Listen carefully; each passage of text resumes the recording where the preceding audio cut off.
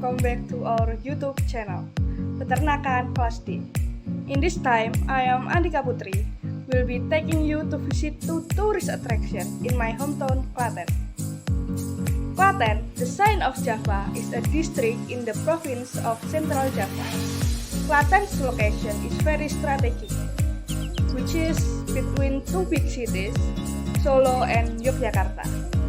Besides that, Klaten is between two kingdoms, Kasunanan Surakarta Hadiningrat and Kesultanan Ngayogyakarta Hadiningrat. There are many and varied tours in Klaten, from spring, city park, to temples. Therefore, I will introduce two popular tourist attractions in Klaten. Okay guys, let's go! Okay, the first place is Plaosan Temple. Plaosan Temple is situated in Bugisan Village, Prambanan Subdistrict, Klaten District, 1.5 kilometers to the east of Sewu Temple.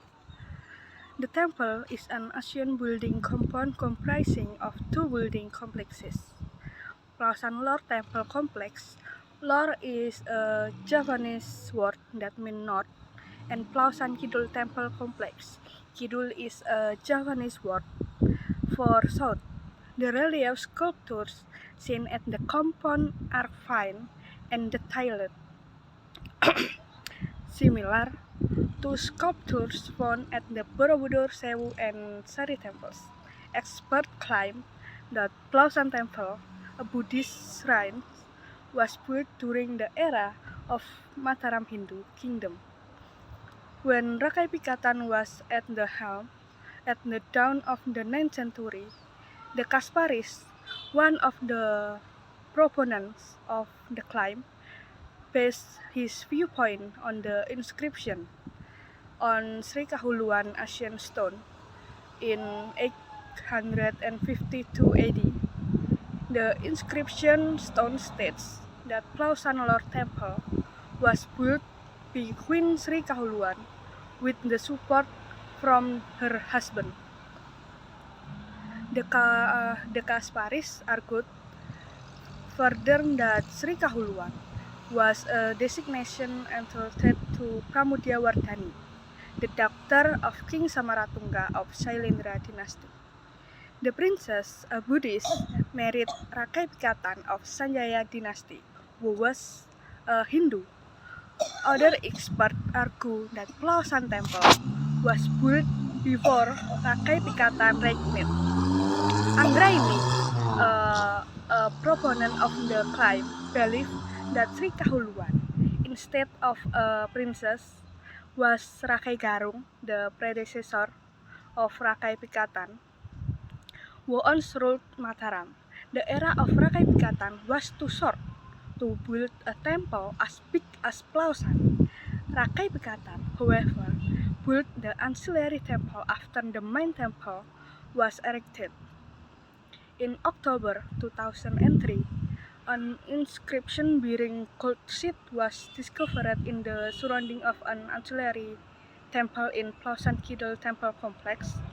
It is estimated that the inscription was made in the 9th century AD. The sheet is 18.5 cm in length and 2.2 cm in width, and the inscription is in Sanskrit written in all Javanese letters, although the translation of the inscription has yet come to an end. Cahyono Prasojo, the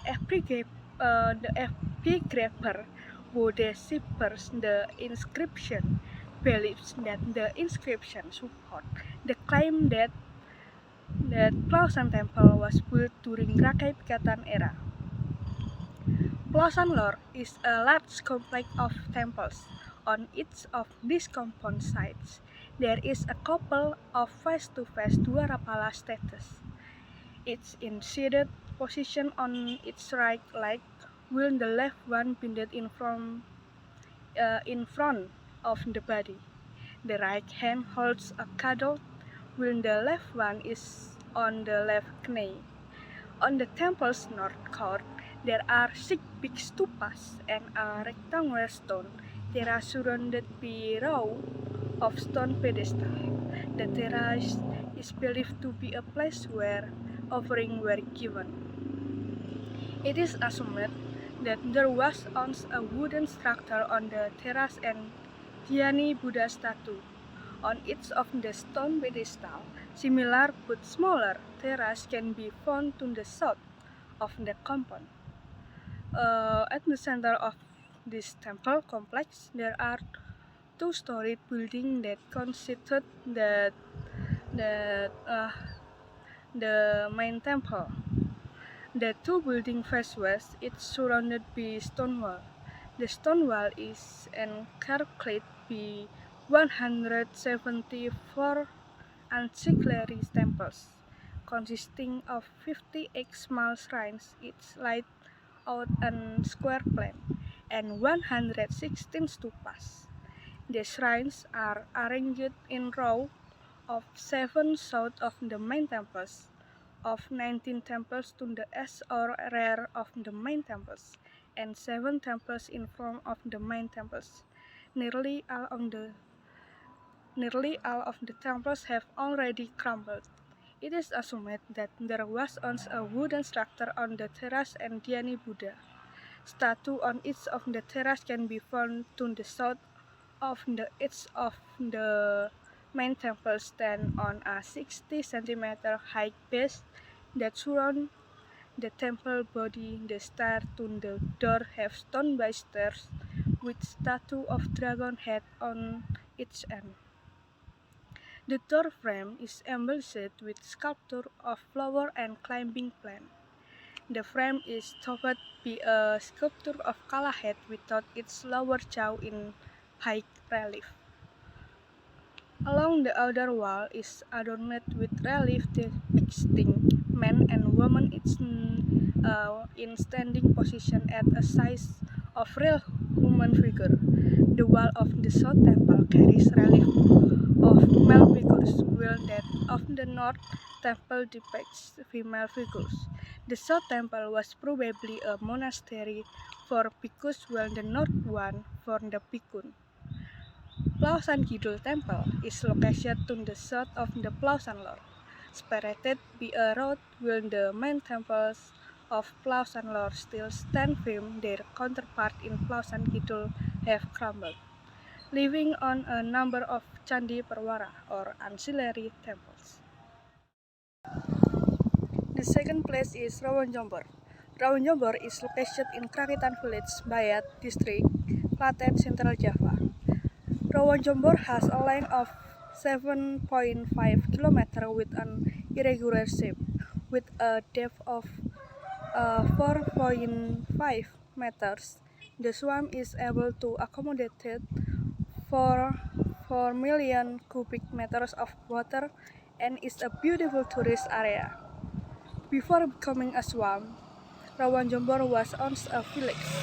The purpose of making Rawonjombor is to collect water from the surrounding rivers in order to control flooding. In addition, the water in Rawonjombor is also used as an irrigation supply to irrigate the surrounding rice field during the dry season. One of the uniqueness of Rawonjombor is the floating stall. There are dozens of floating stalls that we can visit. Each floating stall offers delicious menus, such as pomfret, catfish, gourmet, tilapia, and many more. To join the floating stall, we will first take a special boat with being pulled by the officer. In addition, in the floating stall, we can fish for free, but if the cowfish want to be bought, tourists have to buy because the fish are farm fish by shop owner. Tourists who visit Rawonjombor can also do interesting activities, namely taking a boat. The local community has provided tourist boat that will take visitors around the swamp. The tour boat is also quite large. Dozens of people can be transported by the boat one way. Visitors who want to go around the swamp by boat only need to pay 10,000 per person. The boat will go for about 10 minutes. Visitors will be delighted with the calming atmosphere of the lake plus the breeze. The view when the weather is clear is also beautiful. The color combination of water, cloud, mountain green, and sky blue is very harmonious. So that is it guys for my today's vlog in Klaten, the Sand of Java. I hope you enjoy it as much as I do. So be sure to be subscribed and don't forget to click on the ring button so you will not miss any notification when we upload a new video. Thank you very much for watching and I will see you in